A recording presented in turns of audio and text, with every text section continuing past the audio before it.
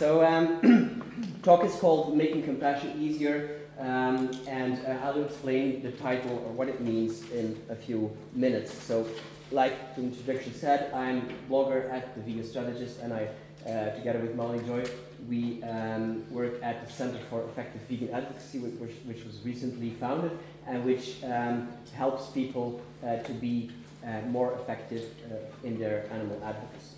All right? So the thing that we want,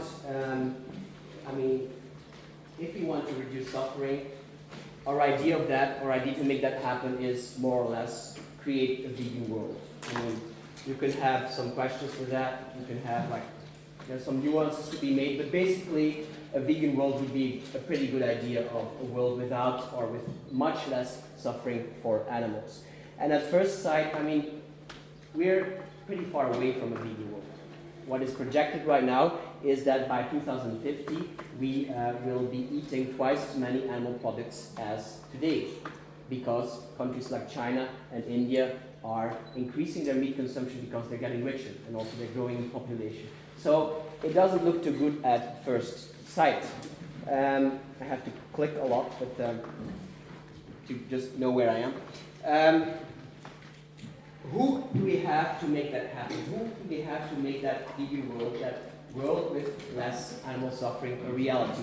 If you are part of the animal rights vegan movement, I don't know if you consider yourself to be part of that, but if you are part of that, there's a chance that you think of yourself, or you think of this animal rights vegan movement as the only movement, or the only group or the only entity that is making this happen, right?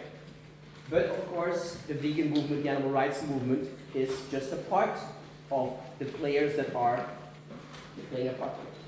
So, if you look here, the vegan movement, that's us, or most of you, I guess, animal rights movement.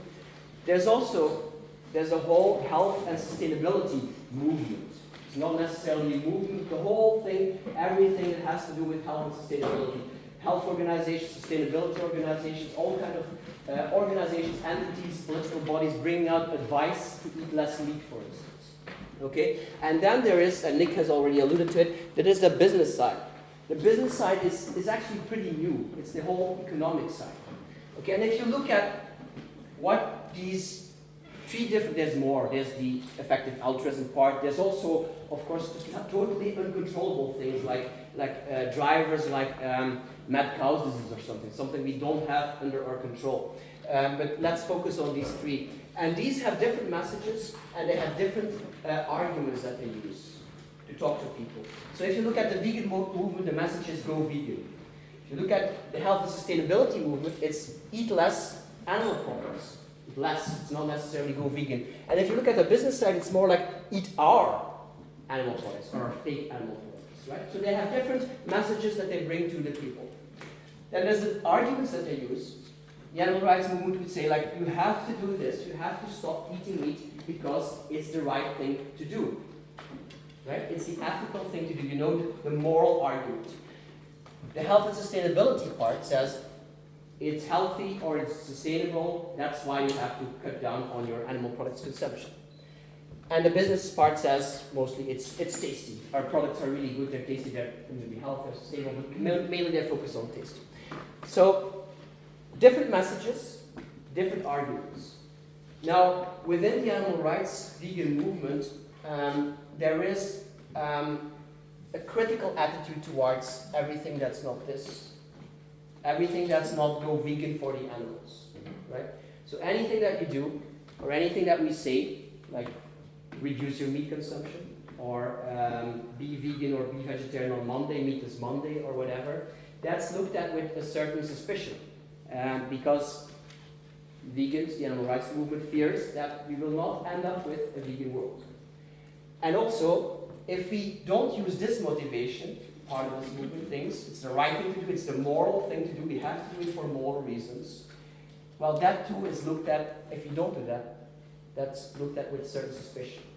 We believe, or the vegan movement believes, we have to emphasize this moral argument. Because we want people, in the end, we want people doing the right thing for the right reasons. We want them to eat less animal products or stop eating animal products for the right reason, which is because they know animals are sentient creatures with a life, with interests, etc.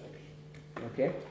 So, what I'm here to say is that I think that it doesn't really matter what message you have, and it doesn't really matter what argument you use towards people, because they all boil down to the same thing. So there's two messages. First of all, any amount of reduction that we ask of people will be fine.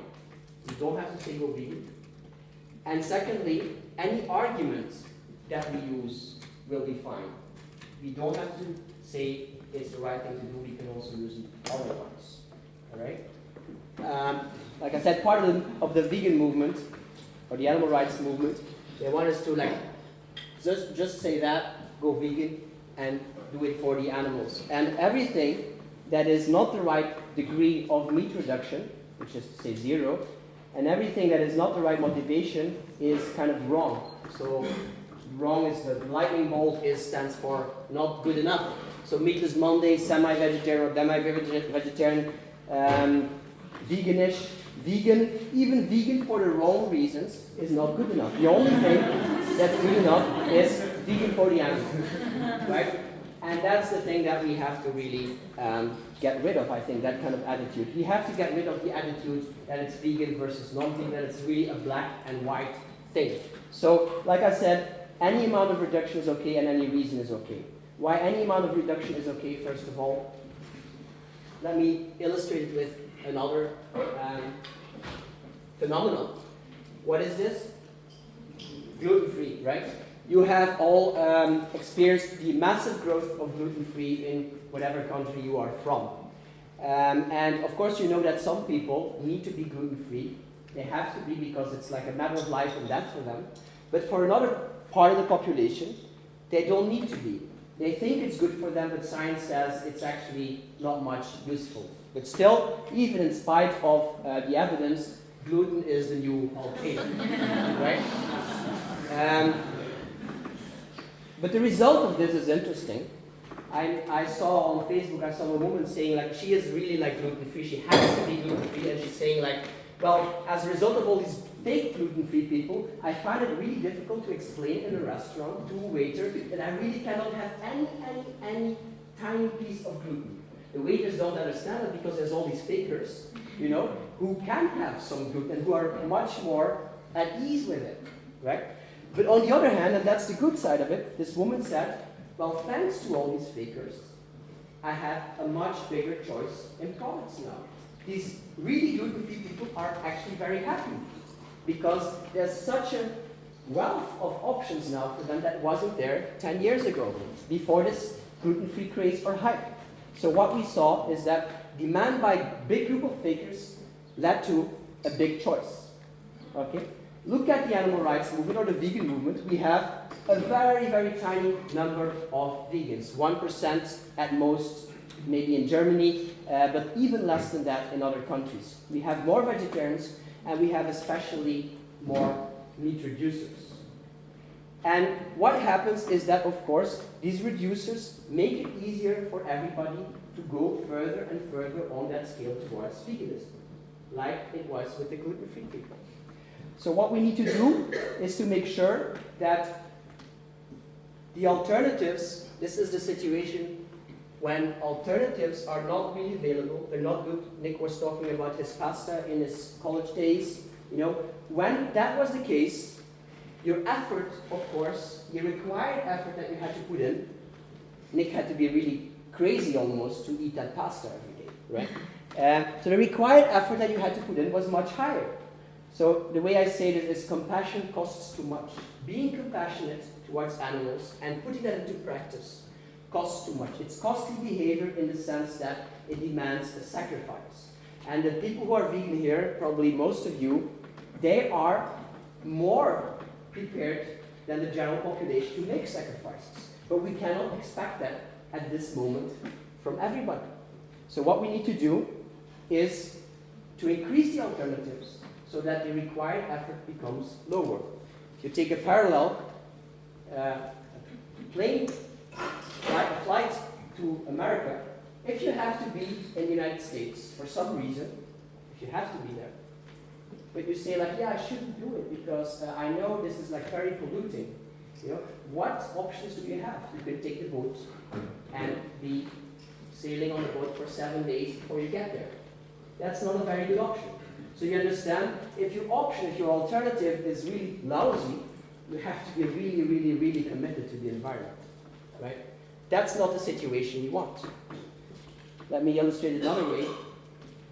If this was the only option you had, the only vegan food you could eat, who would be vegan today? Come on. Yeah, some people. Always some people.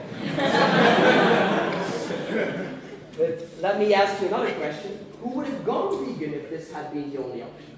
Probably would have. A monk, maybe? Yeah, always some people say that they would have, but we can't really know, right? I like to think I would have gone vegan myself. I can't really know. So we assume that like one Buddhist monk would go vegan in that case.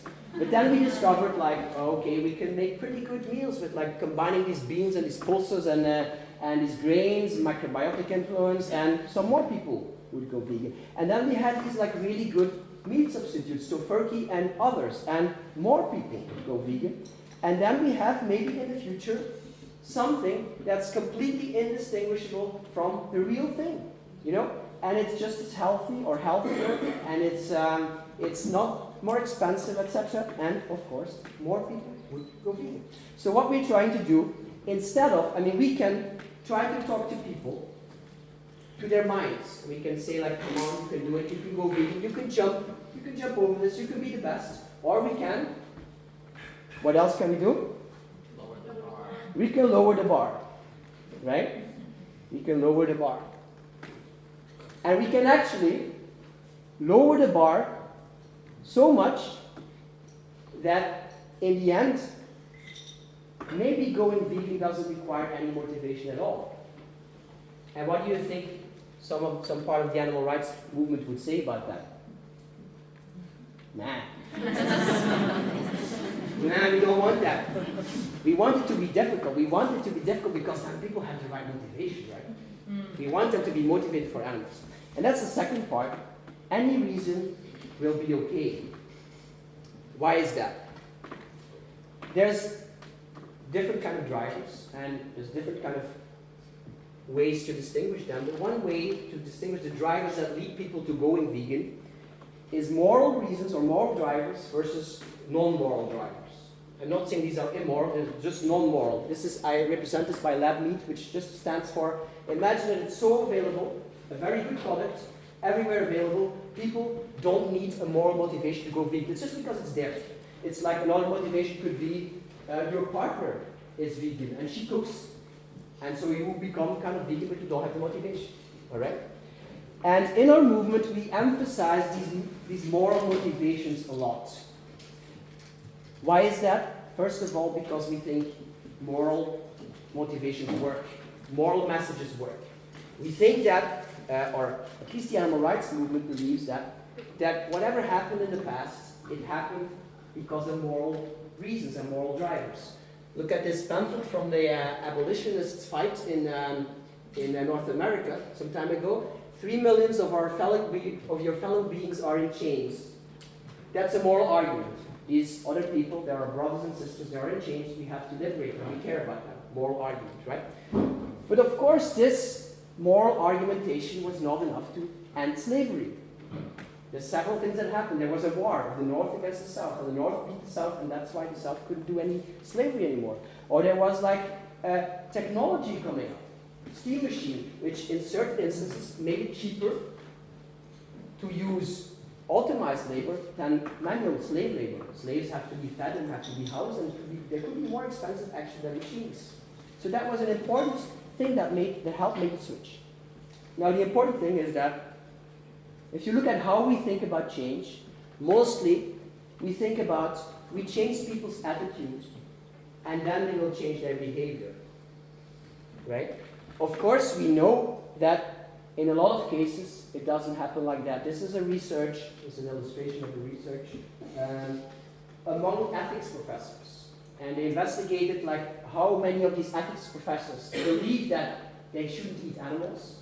And that was a high percentage, 70% of these people believe that they should not eat animals. And then they looked at how many people do put that belief into practice.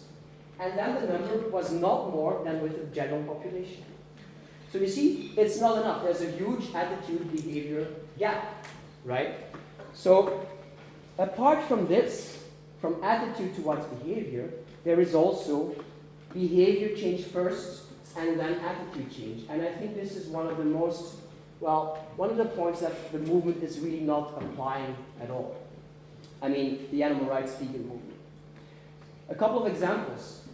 When people introduced, or when buckling up, wearing your seatbelt became obligatory, became a law in the United States, a lot of people were against it. They said like, oh, this is annoying and I don't want to do it.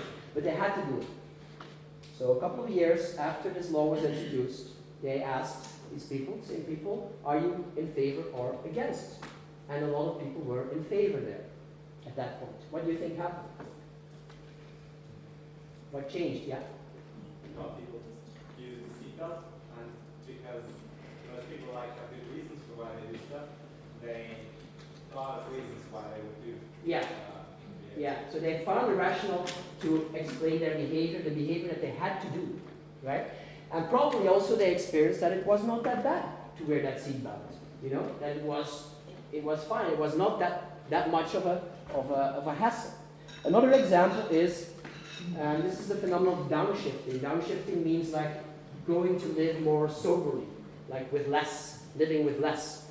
And what we see, or what research shows, is that people may first be forced to live with less because they have a lower income, or because they have a cut in their wage or whatever, and then suddenly they are forced to live with less, and then they will start to adopt these ethical, anti-consumerist reasons to live with less. You understand? So it's the behavior first, and then the attitude.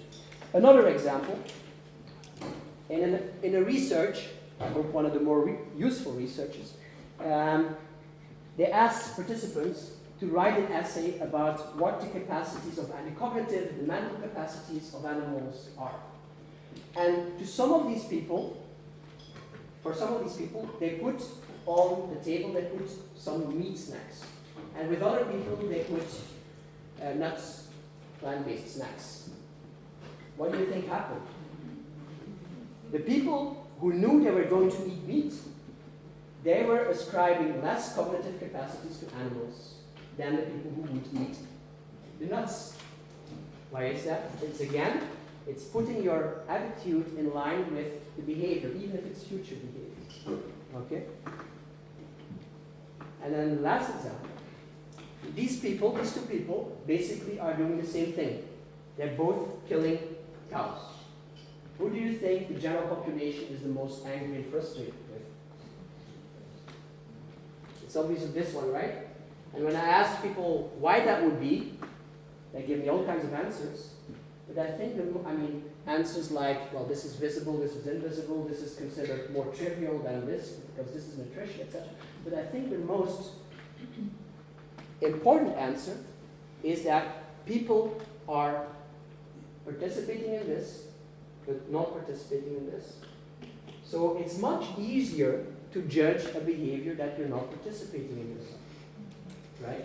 This one. You know, it's much easier to condemn people wearing fur coats if you don't have the money to buy a fur coat. Right? So what happens here, if you live in a country where, and this is most countries, where this is not present, neither on TV or in reality, you have grown up in a way that your behavior is not compromised by these things. You're not participating in it. So it's much easier to form a judgment about it. Okay? So what happens is that your behavior influences your attitude. So this is the way we think usually. The more people care about animals, the more people eat vegan. Or they all become vegan, right? But what if the other way works too? The more people eat vegan, for whatever reasons, in whatever circumstances, for whatever argument, to whatever degree, they try it, they experience it, their defense will go down. They will become more open to hearing the arguments, and they will care. And of course, there's incredible things happening right now. This is Mark Post, the Dutch guy, a researcher, who is at the forefront of inventing lab meat, and who launched 3 years ago, the first lab-grown meat burger for $250,000. Do you remember that? So what if this happens? Can you imagine? I think, and these are the words of Sam Harris, this could be the technological revolution that precedes the moral revolution. The technological revolution that precedes the moral revolution. Right? So we don't really need morals first. In Germany here, you have the saying, erst das Fressen, then die Moral. First food, then morals. This is literally what may be going on. Well, that's another problem about morals, because when you have all the genetic manipulation in your food and you don't know how your DNA would that's another discussion. That's another problem, because we don't know where we're driving to. Yeah, it's another discussion that would get us to a completely different subject. But I mean, you can have concerns obviously about some of this technology. Okay, but I mean, in any case, imagine then something else besides this, good alternatives. That's what I'm talking about. So in the end, what I started with, these different messages, these different motivations, they boil down to the same thing. And I think it's important. What I want to do is to give the animal rights movement basically a theory of why all these things would work, and why we don't have to be angry when other people have different strategies and they don't say go vegan, or they don't say do it for the animals, but they have other arguments and other messages. So what may the future look like? A lot of things may happen first before we consider meat or animal products to be immoral. Animal products may become too expensive because there's all these complications, these health and sustainability complications that make animal products untenable and more expensive. This is already happening. They may become too risky. We have escaped an outbreak of avian influenza or some other things a couple of times, and maybe someday we'll hit the big one. And then people will say oh, this is really too risky, too dangerous to have animals confined in these breeding grounds of bacteria, etc., and viruses. Animal products may become redundant. And that is the thing that business is striving for, or that will be the effect of the whole business side, the economy side, the product development side. They may become redundant because we just get such great products, or maybe because we get chefs doing the most wonderful things with them. And then, only then maybe, animal products may become immoral. So it would happen, this whole shift in moral attitudes could happen after a significant behavior shift, right? And I think that's very important to realize. But the main message is that we will end up in the same place. We will end up in the vegan or the food world that we all want. Thank you.